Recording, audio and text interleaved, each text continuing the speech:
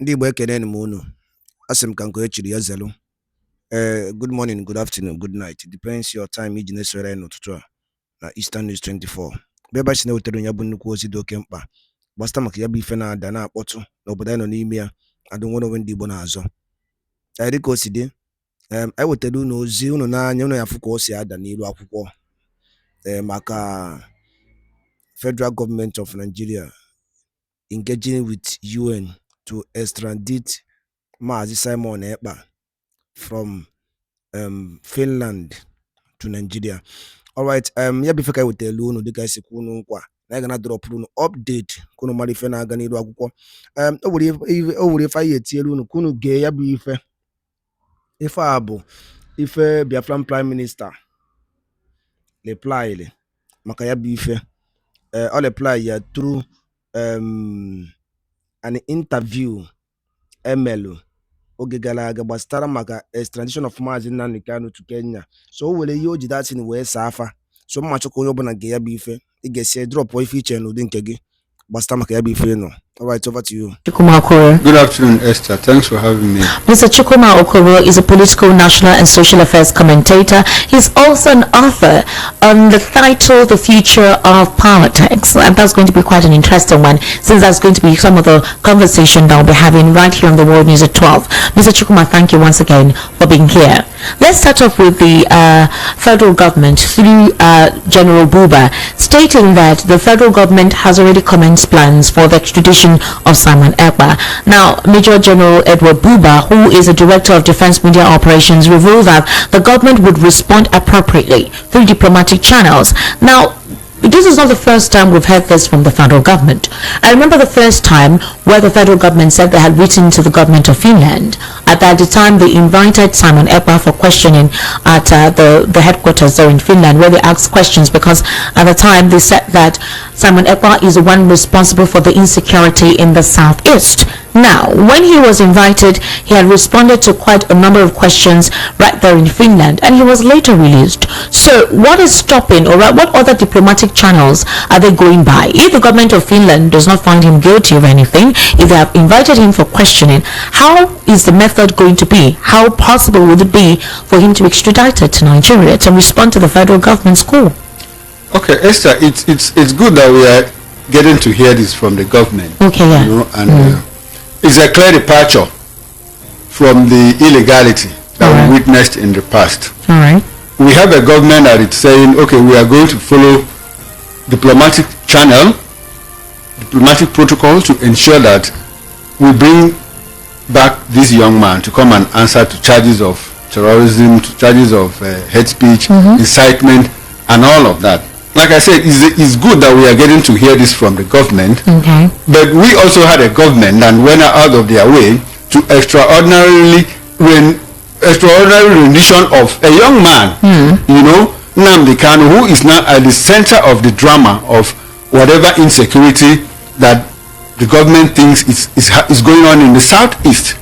I say that in the light of the fact that you see the government is quick to point fingers at people that cause insecurity in certain regions, but the government at the same time absorbs itself of the blame that they should carry in fueling insecurity. I've said several times, what the government needs to do is unpack holistically the whole issue of insecurity in different regions of the country. What is causing, or what started the insecurity in the southeast, is because a certain group of people, members of this union, felt strongly that they had been excluded, shut out from the resources, from the economic high command of this country, in security apparatus, in whatever, in state creation. Every other region has 6, it's only the southeast that has 5. Despite their contributions to the national wealth, despite their emphasis on the unity of this country, people from the southeast, if you ask me, have demonstrated more faith in the unity of this country than any other group of people. Mr. Chukwu, to buttress what you're trying to say, in the recent security appointments, especially on the president's security team for 2024, there's a list that was out. Now, Southwest dominates. You have more of the North Central and Northwest, including the Southwest. Now, the security team actually shows that in the 15 appointments, Southwest has 6 appointees, Northwest has 4, North Central 2, Northeast 2, and Southeast 1. Just one. And so how do you expect the people to keep quiet? I think that this president was even magnanimous to give the Southeast one. In the previous administration, Southeast got nothing. Absolutely nothing. So your recent administration is magnanimous for giving us one. Wow. You know, in comparison with what happened in the past. And it was the thing.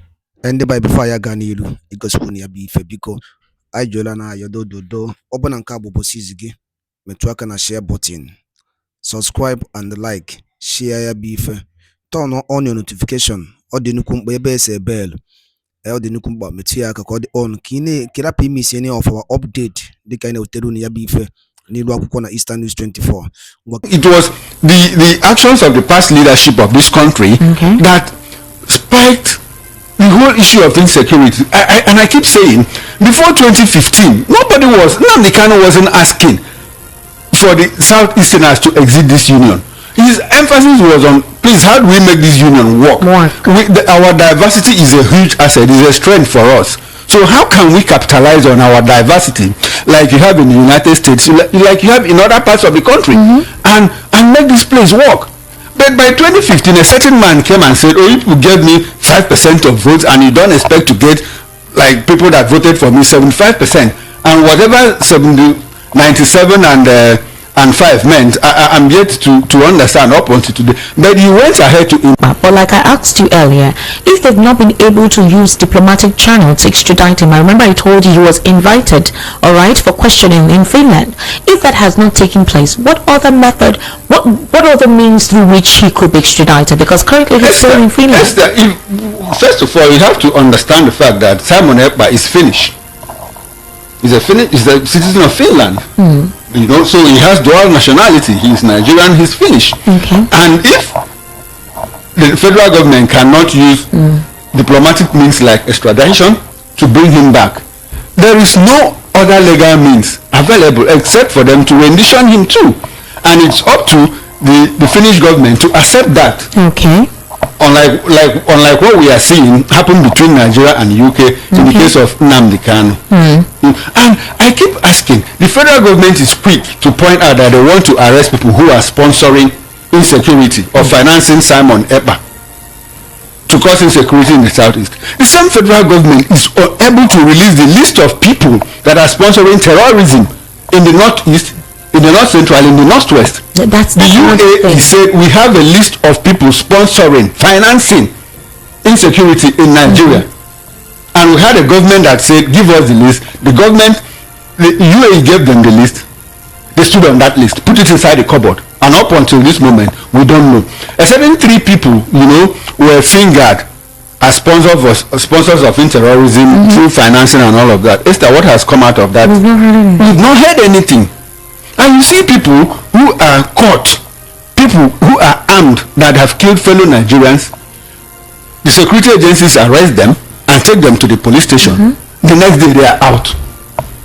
But you are quick to say you want to arrest people that sponsor, people that are carrying flags, people that are waving flags in parts of the country. So does that show a sense of sincerity on the part of government to fight insecurity? Clearly no. But let me ask you something. I remember there was an Islamic clergy that threatened the president's wife. We would have expected that the security agencies would have tracked that man, all right, and put him in custody for making such a treasonable comment. We've not heard that. We've also heard the brazen nature of these bandits carry on TikTok, right, a social media platform. They do giveaway with the monies given to them by those who want their relatives to be released from their capture. but we've not heard anything afterwards from all of that. So this again is where the reshuffling within the security agency of this administration came on board. So what exactly is happening in that regard? If they divest the means that they want to use in going through with Simon Ekpa, why don't they use that same means in having to bring out the culprits responsible for sponsoring terrorism in this country? Esther, you are spot on, and I think we are traveling the same road. If you talk about the person that threatened the first lady, yes, it might not be treason. It might not be treason. It might not be treason. Why would you make that statement? I mean, if somebody threatens to kill you now, threatens the first lady of the Federal Republic of Nigeria, you don't consider it treasonable? In our constitution, we don't have anything like the office of the first lady. It's a creation. It's convention.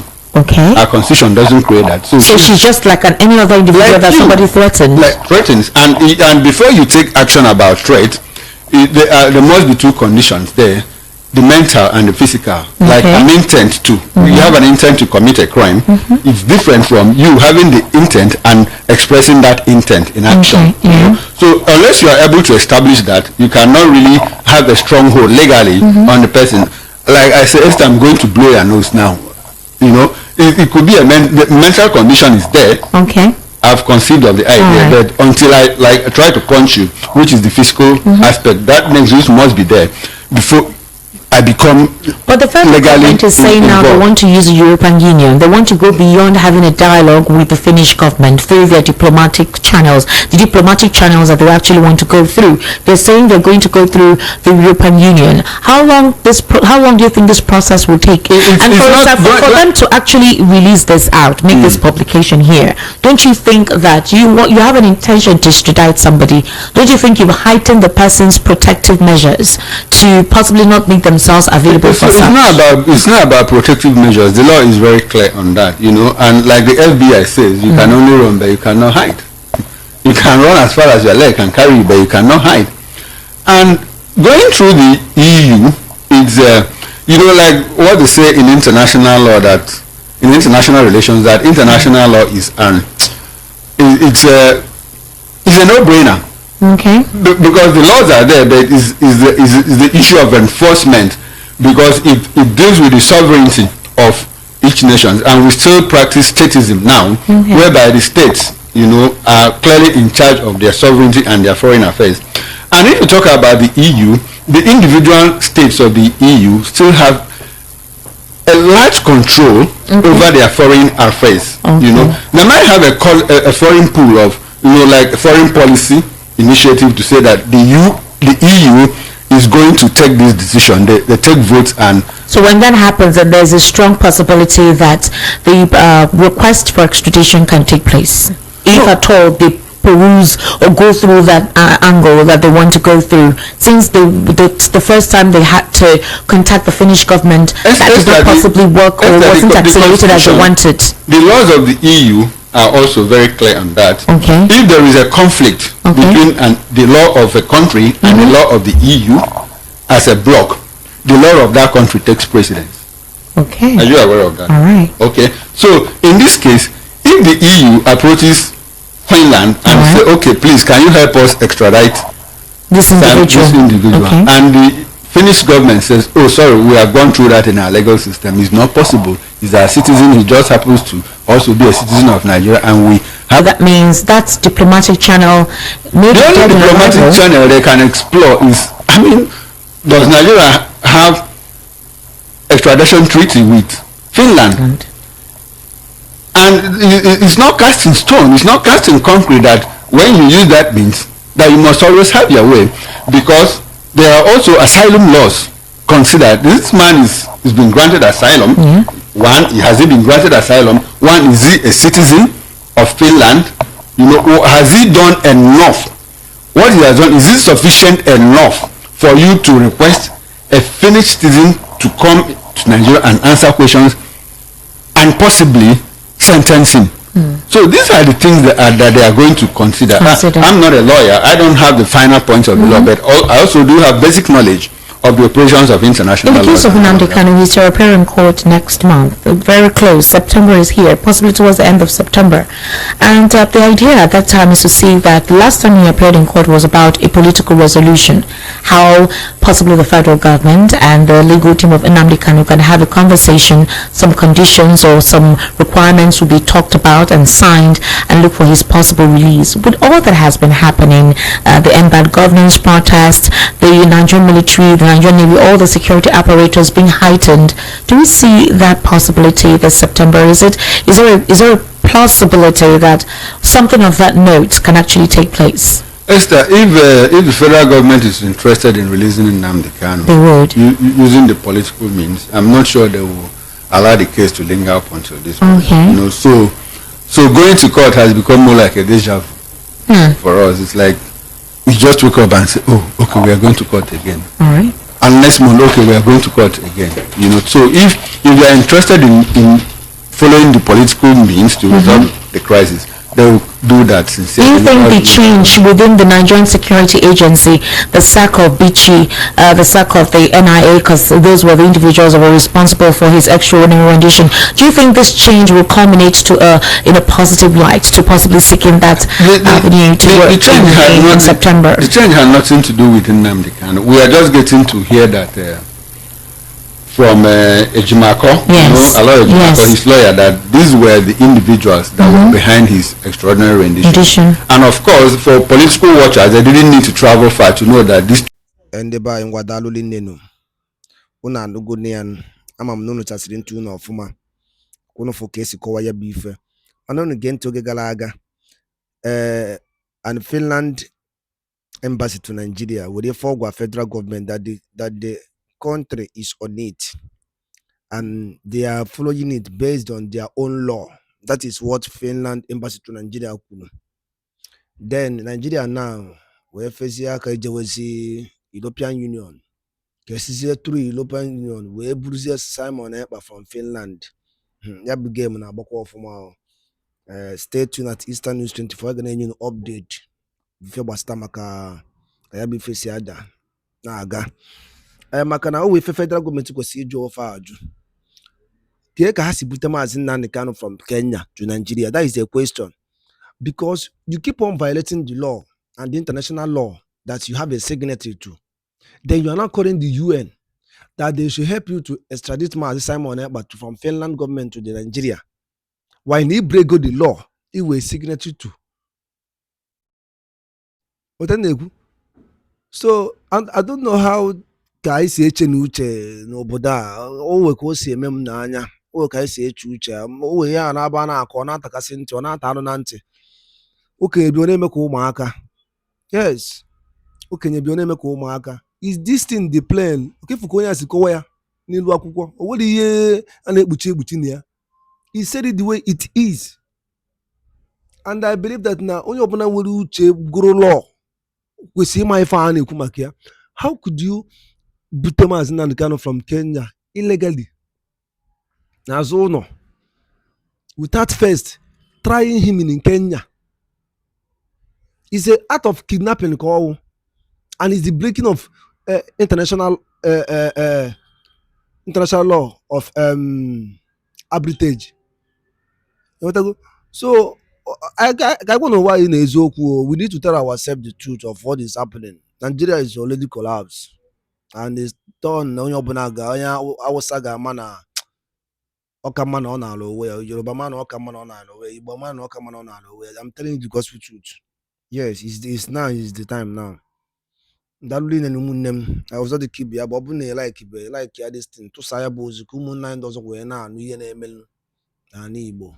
Ọ dị nnukwu mkpa tụsa ya bụ ozi ọfụma ngwa nke emesịa na ụmụ Igbo.